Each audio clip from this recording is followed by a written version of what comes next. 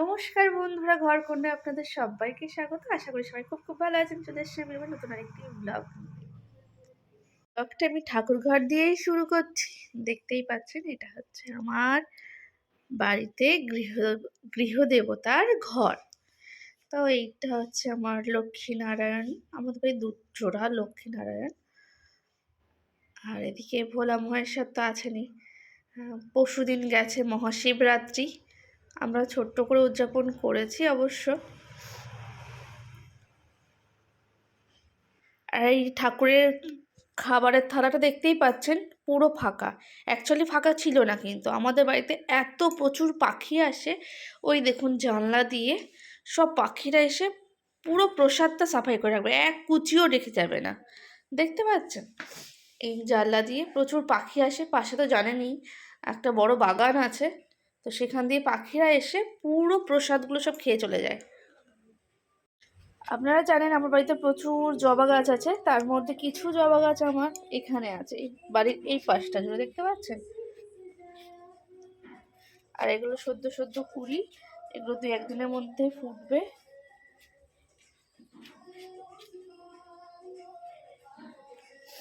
সকালবেলা যেহেতু মা তুলে পুজো দিয়ে দিয়েছে, ফুল নেই তেমন একটা, তবে এই একটা জবা দেখছি রয়ে গেছে। বিভিন্ন টাইপের বিভিন্ন কালারের জবা অ্যাকচুয়ালি। আর একটা জিনিস চলুন আপনাদের দেখায়, দেখছেন মৌমাছি ফুল থেকে মধু সংগ্রহ করছে।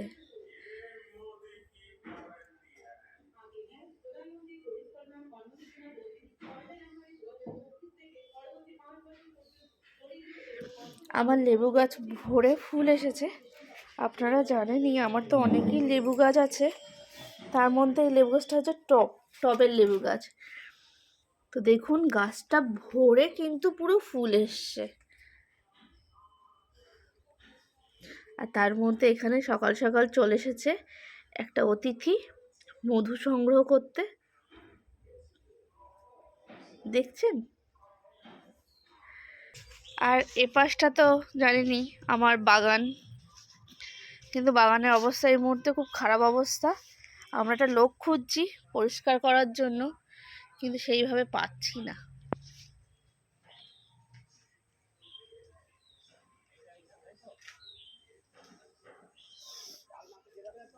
আর এই লেবু গাছ তো আপনারা জানেনই, 1 বছরও আমরা এই গাছটা বসাইনি, তার চেহারাটা দেখুন। পরপর 2টো লেবু গাছ, দেখছেন কি বিভৎস সাইজের। দেখুন এই লেবুগুলো হচ্ছে অ্যাকচুয়ালি গন্ধরাজ লেবু, অনেক বড় হয়। আর গাছ ভরে কিন্তু আমার লেবু, দেখছেন ভীষণ সুন্দর এই গন্ধরাজ লেবু। ওই দিক দিয়েও লেবু ঝুলছে, দেখতে পাচ্ছেন। আর এই লেবু গাছটাতে এখনো অতটা লেবু গাছ হয়নি। আর একটা জিনিস দেখাই, দেখুন এই পেঁপে গাছটা আপনারা দেখছেন, এর মাথা যেখান থেকে ডাল নতুন নতুন গজিয়েছে, এখান থেকে কিন্তু পেঁপে গাছটা পুরো ভেঙে পড়েছিল, এতটাই ভার হয়ে গেছিল। কিন্তু তারপরে সেখান থেকেই আবার ডাল গজাচ্ছে, আর সেখান থেকে একটা ডালে আবার একটা পেঁপেও ধরেছে। কি দুর্দান্ত ব্যাপার দেখুন, ছোট্ট একটা পেঁপেও ধরেছে।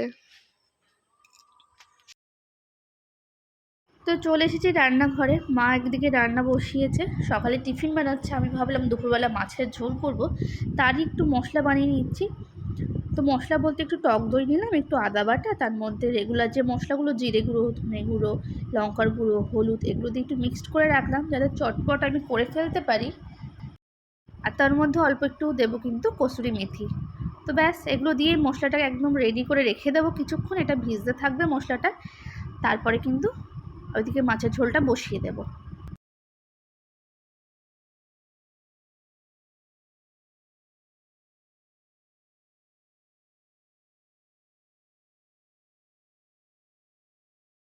আর এগুলো হচ্ছে পুরো আমার জানলায় রাখা কিছু গাছ, আপনাদের অনেক দিন ধরেই দেখিয়েছি। এই গাছটা সাদা টবের গাছটা দেখুন কি অবস্থা হয়ে গেছে। শীতকাল চলে গেছে তো গাছটার অবস্থা খুবই খারাপ হয়ে গেছে, চেষ্টা করছি ওকে সুন্দর করে রাখার। আর আমাদের এই ছোট্ট অতিথিটাকে সকাল সকাল খেতে দিয়ে দিয়েছি। খাবার দাবার খেয়ে এখন দেখুন ছটপট করছে।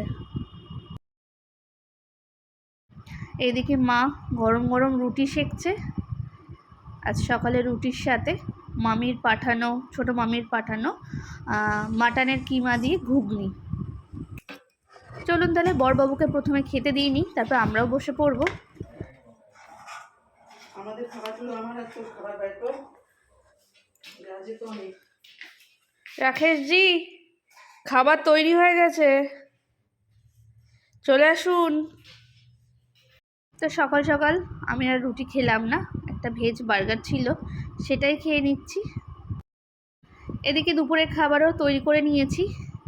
দুপুরের খাবারে আজকে বানিয়ে নিয়েছিলাম গরম ভাত, দেখেই বুঝতে পারছেন সদ্য সদ্য ভাতটাকে নামালাম। আর আমরা একদম দুপুরবেলা খেতে বসার কিছুক্ষণ আগেই ভাতটা করে থাকি। তো গরম ভাত আর বানিয়েছি কিন্তু লাউ দিয়ে ছোলার ডাল। আমার বেশ ভালো লাগে এটা খেতে, আমার কেন সবারই মোটামুটি বাড়িতে ভালো লাগে, শুধু বড়বাবু বাদ দিয়ে, ও লাউটাকে অত পছন্দ করে না। তা যাই হোক, এই ডালটা বেশ ভালো লাগে আমার মায়ের দুজনেরই। আর তার সাথে কিন্তু বানিয়ে নিয়েছি রুই মাছের ঝাল।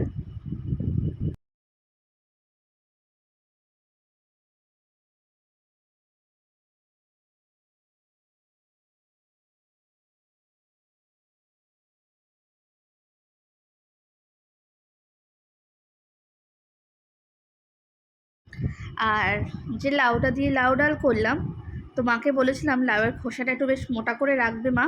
সেই লাউয়ের বাকল ভাজা দিয়ে আলু দিয়ে বাকল দিয়ে সুন্দর করে ভেজেছি। তো আজ দুপুরবেলা লাউয়ের খোসা বা বাকল আর আলু দিয়ে ভাজা, সাথে লাউ দিয়ে ছোলার ডাল আর মাছের ঝোল। আজকের ব্লগটা আমি এখানেই শেষ করব। আমার ব্লগগুলি আপনাদের কেমন লাগছে কমেন্ট করে জানাতে একদম ভুলবেন না। সবাই সুস্থ থাকবেন, ভালো থাকবেন, ফিরে আসবো আমি আবারও